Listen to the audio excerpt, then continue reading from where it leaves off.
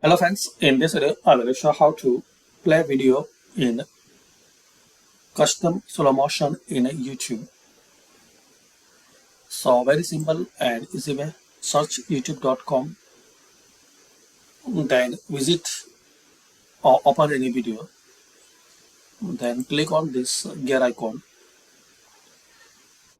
option playback speed, select your requirement, and to make custom speed click on custom.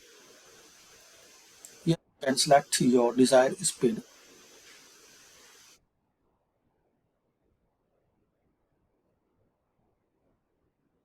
Minimum 0.25x and maximum 2x.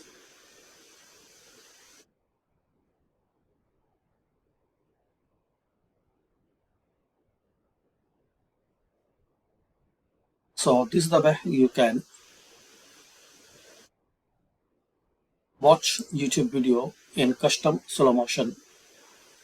Thanks for watching.